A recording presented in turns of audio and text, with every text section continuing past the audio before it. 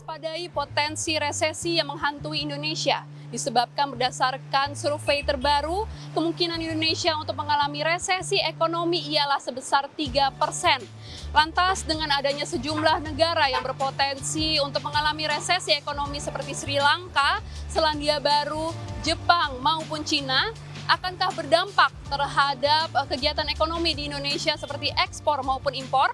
Untuk mengetahui lebih lanjut, kami akan berbincang bersama Direktur Utama sekaligus Pelaksana Tugas Direktur Komersial dan Pengembangan Bisnis PT Pelindo IPC TPK, David P. Sirait.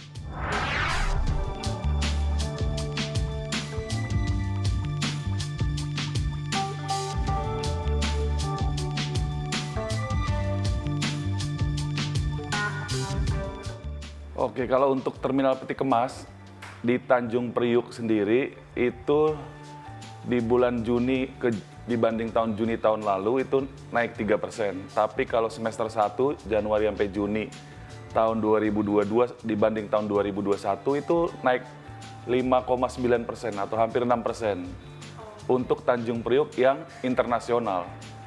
Perdagangan internasional berarti ekspor dan impor. Kalau untuk domestiknya sendiri, ini kan di Tanjung Priuk ada 2 domestik dan internasional. Kalau domestiknya sendiri itu kenaikannya 3% dibanding tahun lalu. Jadi internasional lebih atraktif dibandingkan domestik untuk kenaikannya.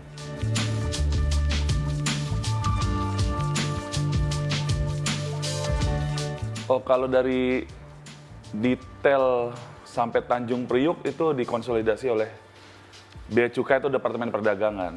Nah, kita sendiri di IPC TPK itu yang intra-Asia yang lebih banyak. Dalam hal ini kita baru saja membuka servis China ya, langsung ke China dari Jakarta, mampir Surabaya, langsung ke Qingdao dan Shanghai. Jadi servis ke China. Jadi itu throughput yang tinggi itu ada di produk-produk yang ke China untuk ekspor maupun impor.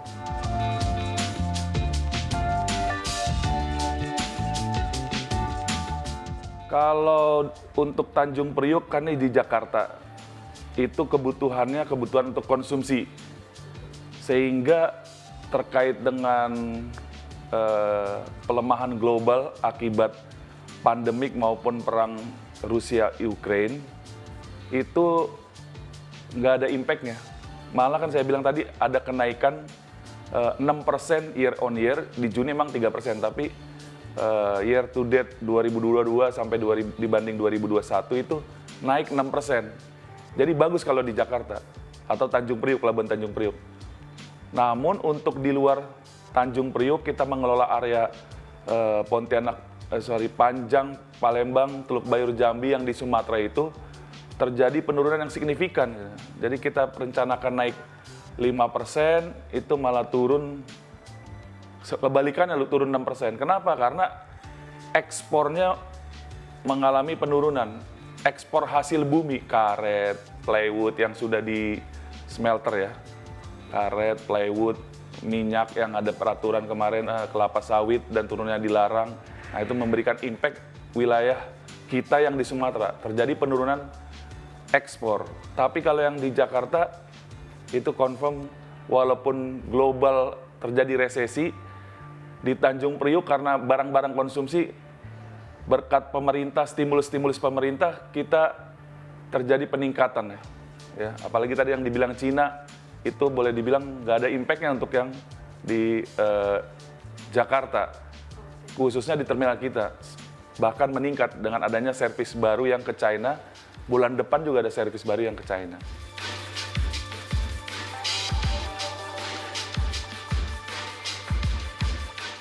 Perusahaan kita bekerja sama dengan shipping line membantu membuka servis baru dalam rangka peningkatan perdagangan ekspor-impor dari Jakarta ke China atau intra-Asia, ya China dan Korea bulan depan. Jadi kita turut mensupport dengan adanya kapal servis baru yang sandar ke Jakarta.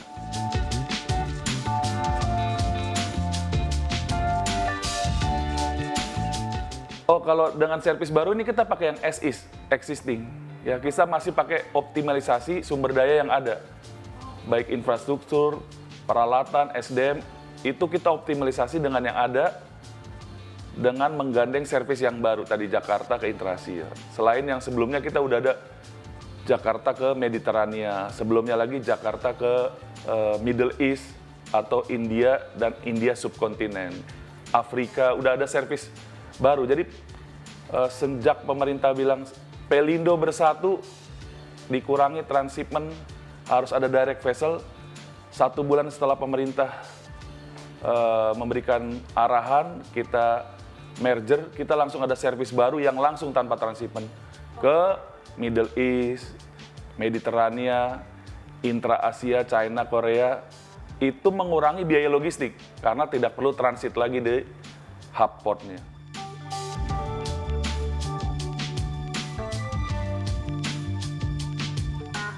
Oke, tadi saya sampaikan kalau IPC TPK kami sendiri sebagai anak usaha dari subholding peti kemas, itu kenaikannya signifikan, khususnya internasional, ya naiknya sangat tinggi. Jadi secara total bisa mengcover area-area yang di Sumatera. Jadi kenaikan secara total itu 6%, ya IPC TPK sendiri. Kalau subholding peti kemas itu tidak turun, tapi ada kenaikan. Nah, kalau pattern atau pola daripada perdagangan atau anggaran itu biasanya 40% sampai 45% di semester 1, sisanya 55 sampai 60% di semester 2. Jadi kalau dilihat dari semester 1 belum perlu ada perubahan anggaran karena kita optimis akan terjadi perbaikan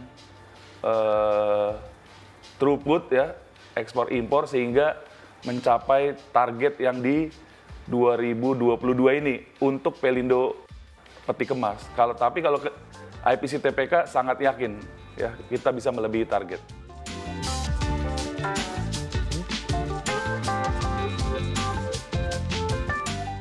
Kalau untuk kita sendiri kan 2,8 juta tius.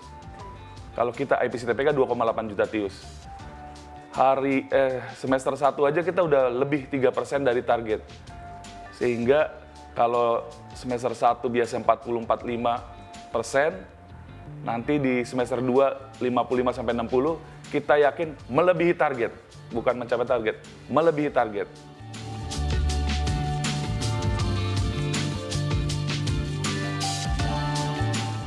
IPC TPK sendiri sangat mensupport kerjasama dengan shipping line. Setelah meeting dengan pemerintah, kita perlu peti kemas untuk ekspor. Kita hampir 10.000 kontainer ya, dari luar itu repo-in untuk mensupport ekspor. Jadi memang dulu kekurangan di tahun lalu, tapi Januari, Februari, Maret, peti kemas MT yang tadinya dari Middle East mau ke China, itu bisa dibelokkan ke sini. Ya, pernah dibongkar 3.500 tius di sini hanya untuk mensupport ekspor kita. Lanjutnya dari Australia juga MT repo-in yang dimasuk ke Indonesia untuk keperluan ekspor. Nah, jadi kita sangat mensupport, hampir kurang lebih 10.000 MT kita datangkan dari luar negeri untuk mendukung perdagangan, khususnya ekspor. Jadi sekarang udah nggak ada isu terkait dengan shortage peti kemas lagi. Isunya memang tarifnya belum turun normal. Ya, let's say Jakarta ke Amerika tadinya 5.000 naik 15.000, turunnya bukan kembali ke 5.000, tapi masih di angka 9.000, 10.000. Jadi itu untuk barang-barang yang bernilai tinggi, oke, yang udah ada kontrak setahun masih bisa. Tapi kalau untuk yang kayak kertas, kapas, dan lain-lain itu, dia beralih dari peti kemas ke brick bulk untuk yang di Jakarta. Nggak menggunakan peti kemas. Jadi nggak menggunakan kontainer tapi pakai brick bulk atau mencari negara lain yang biaya shippingnya atau shipping cost-nya lebih murah. Gitu. Sehingga produk dijual di negara tujuannya bisa bersaing.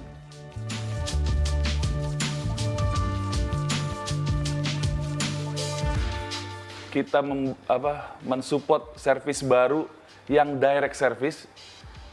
Tadinya transit di negara tertentu, ya, tapi direct langsung sehingga mengurangi biaya logistik tuh, shipping cost, ya 10-25% daripada shipping cost.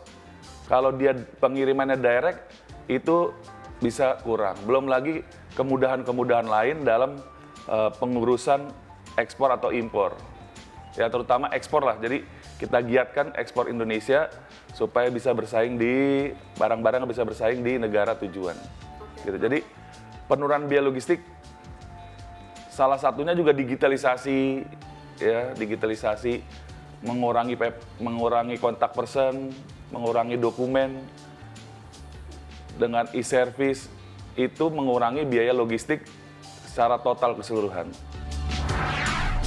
Demikian perbincangan kami bersama David P. Sirait, selaku Direktur Utama sekaligus Pelaksana Tugas Direktur Komersial dan Pengembangan Bisnis PT Pelindo IPC TPK mengenai kegiatan ekspor dan juga impor di Indonesia yang ternyata tidak terdampak oleh adanya krisis maupun resesi yang dialami oleh negara-negara lain secara global saat ini.